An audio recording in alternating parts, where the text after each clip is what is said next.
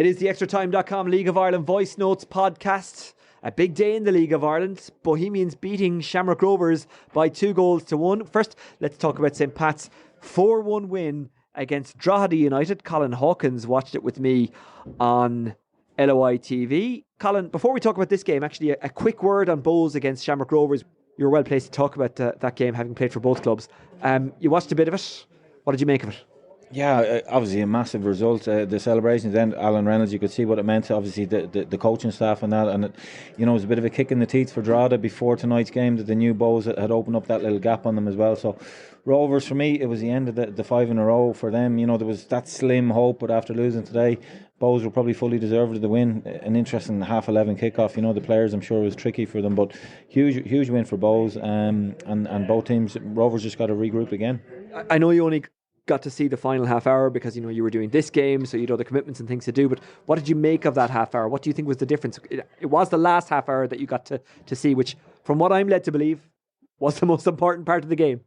Yeah, listen, it was a tight game. There was very little in it, but Bohs, they were dogged right till the end, and they were fully worth the 3 points. Where maybe Rovers were a little bit flat. It's so difficult. You have that brilliant draw during the week, Chelsea and all these games to look forward to, and then you've got the 11:30 kickoff. There's a lot of mental stuff there they got to get over. But whereas Bohs just came and did their job, everyone kind of fancied the Bohs might do it today because of all them factors. In fairness, they stuck to their task and deserved the 3 points. 2 questions. Will Bohs avoid the playoff for relegation and possibly win the cup? They're still in that. People forget that. And will Shamrock Rovers make Europe next season? Will they finish in the top 3? The Bohs one, absolutely. I mean, I really think Bohs. I watched the full Shelbourne game when they played Shells the other week. They are building a fantastic team. They've got the coaching staff there too good. The players they brought back from the UK, they are going to be a force to be reckoned with next year. Trust me. And you can see they're going to keep picking up points at the end of the season. They are not going to get dragged down with Drogheda and Dundalk, I don't feel. And in terms of the cup, they have a great opportunity there to go on and win that cup. Now, I better hurry up because Glenroe starts at 8:30, and I know you want to get back and watch that. We were here at Richmond Park watching St. Pat's beating Drogheda United by 4-1. A very entertaining game. Pat's opener coming from a penalty in the first half when Luke Heaney dived across his own line and punched it away. He was sent off. Forrester dispatched the penalty. Piero was brought down by Gravasti. It was definitely a penalty. Stepping up, Douglas James Taylor. He made it 1-1. Within minutes, El Bazzetti down the right-hand side pulled it back for Mulroney, who just dived at it and guided it home to make it 2-1. St. Pat's then added 2 further goals in the second half. Melia got the last one to make it 4-1. Mulroney, the one before that from another El Bazzetti cross. St. Pat's deserving winners. I don't think anyone can argue that. No, 100%. I think we were impressed at the start. Drogheda came here to win the game, which made for a really opening period, and then with the sending off, which was obviously a stonewaller, it just changed the flow of the game totally. But really, some really good goals. I thought Brandon Kavanagh, outstanding right from the kickoff. Albazzetti on the right hand side was really good, and then Jake Mulroney getting his 2 goals. But right across Pat's team, that there's an awful lot to look forward to for the next 8 games. In the league. They're brimming with confidence from the European run, and then fellas coming off the bench. Jay McClellan was really sharp when he came on. Macy Amelia comes on and gets a cracking goal to finish. So loads and loads of positives for St. Pat's. That one penalty they gave away. Gravasti just got his foot in at the wrong time. But apart from that, hugely positive night from St. Pat's. It's frustrating for Drogheda because they actually did a lot right tonight, didn't they? Even after the sending off. Yeah, I really like Drogheda and any Kevin Doherty team. He's obviously bringing new players in. He's lost a couple of players, but again, you know what you're going to get from them. There were a handful up front when he had the 2. Obviously, with the sending off, he had to change the shape a little bit, which made it more difficult for them. But again, they never stopped, and even at 3-1, Drogheda, they created a lot of set plays, and you thought, geez, if they get one here, it's going to be a nervy finish until Mealy comes on and puts the game to bed. But Drogheda, they are absolutely, the Dundalk Drogheda, who is going to finish in that last position, and I would still feel whoever finished second last are still going to have far too much for the first division outfit, whoever it is. Okay, well, let's talk about St. Pat's. Do you think they can make Europe? Do you think they can win every game from now until the end of the season? I think you know, it sounds crazy. Can they win the last 9 games of the season? Absolutely. Stephen is just going to go week to week. He's no other distractions. There's no cups. There's no Europe. Nothing else. His focus all week is going to be on. Straight away tomorrow they're in for recovery. He's looking at Dundalk's performance against Shelbourne. He's picking out bits and pieces where they can get at Dundalk, and he's going to take every game as it comes. So, are you asking me, can they win 8 games? Absolutely, they can. Will they win 8? Probably not. There's going to be a draw here or there, or they might get the odd defeat. But I just think the confidence is there. They look like a really good side. And Stephen, he's got his wingers involved. El Bizzetti, he's brought him back from the UK. He looks like he's going to be a real hero at St. Pat's. And they're the type of players that excite people down here, and they're the type of players Stephen kind of builds a team around. They played Dundalk on Thursday night in Oriel Park. It's a quick enough turnaround, but enough time to give them a bit of rest. And I always think when you're winning games and getting positive results, it doesn't drain as much energy as defeat. No, that's it. I mean, obviously the pitch in Oriel Park as well, documented, it's going to take a bit out of the legs, but they've loads of time to recover. It's Sunday. They've loads of time till Thursday. They won't do a whole lot other than maybe a bit of shape work. And look, as I said, look at Dundalk.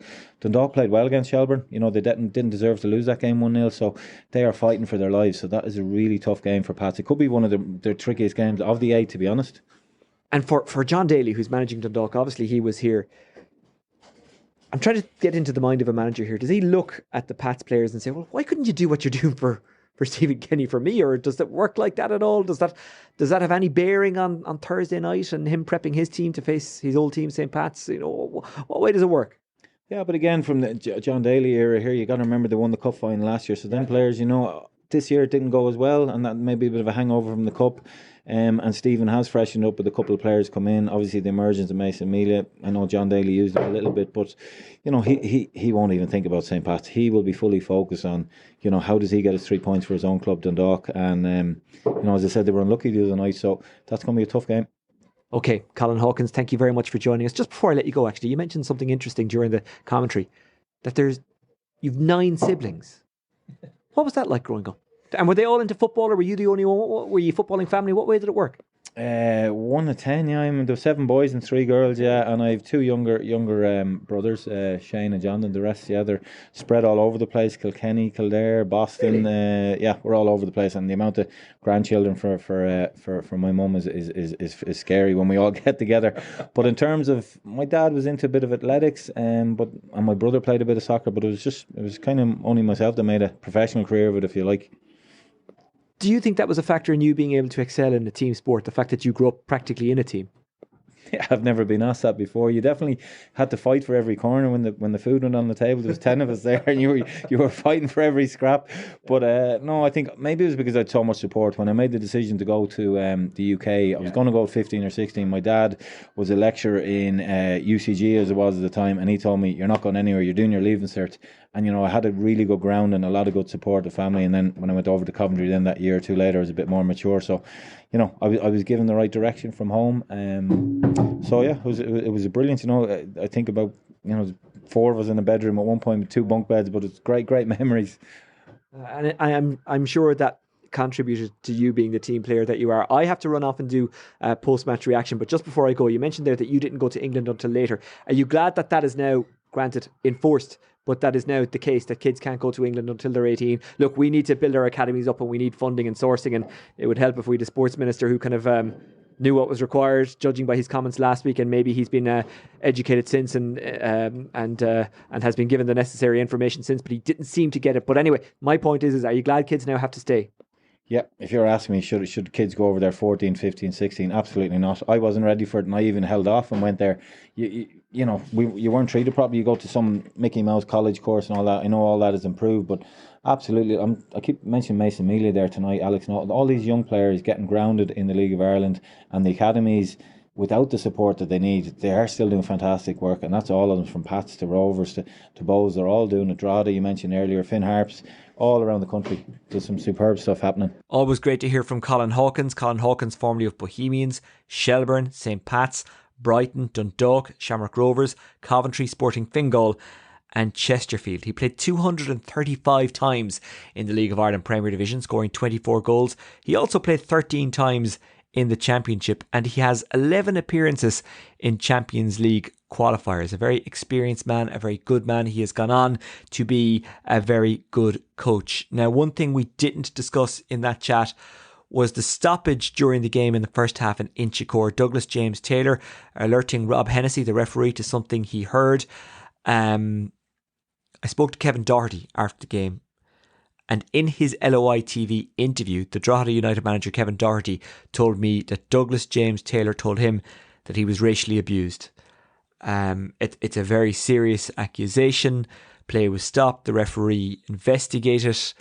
And look, I don't want to go jumping to conclusions here. I'm sure both clubs will investigate it, but well, put quite simply, and this is a general point, it's not specifically related to what happened last night as I speak, because I'm sure that's still under investigation. Saying anything racist is just incredibly wrong. It shouldn't happen. And if someone is found to have done it, then they should be punished. You can watch that interview with Kevin Doherty, by the way, on the League of Ireland YouTube channel. And I'm sure he spoke to LMFM and the newspaper guys about it as well. There is more reaction to that game, by the way, on the St. Pat's social media channels and the Drogheda United social media channels, including the highlights. You can watch them there. You'll also be able to watch interviews from the Shamrock Rovers Bows games on the club's social media channels and on YouTube. Like I say, it's a shorter podcast today. My apologies for that, but it is 1:45 in the morning. I did have an incredibly busy weekend, and I'm just really tired. I know I shouldn't whinge about my problems and you're not interested in them, but I really, really am. And of course, you're more than welcome to listen to one of the many other League of Ireland podcasts that have been released very early on Monday morning. Let's run through what happened, by the way, in the SSC Electricity League's Women's Premier Division on Saturday afternoon.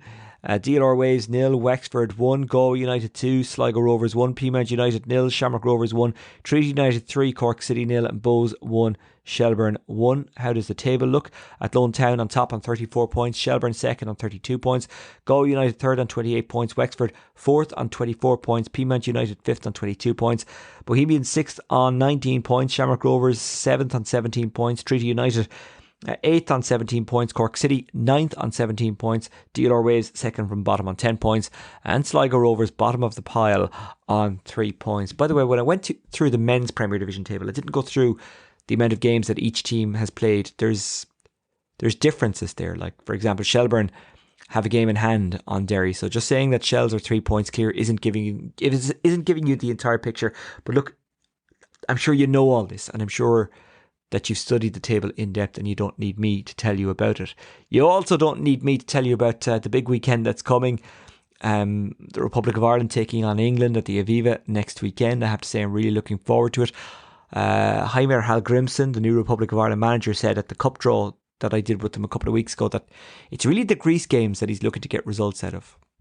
So he's playing down expectations, but you wouldn't blame him. I mean, England are one of the top teams in the world. We need maybe to remind ourselves of that. On Thursday night, won't it be interesting? St. Pat's away to Dundalk in Oriel Park, and that game will be live on LOI TV. There'll also be coverage on the St. Pat's app, so if you can't watch it, you can listen to it there. That's it for myself, Oisin Langan. You can get me via X on @Oisin Langan, and you can get Extratime on @Extratime News. Don't forget, you can check out extratime.com for everything that's happening in the League of Ireland and Irish football in general. Have a good week. I'll talk to you soon. Take care. Bye bye.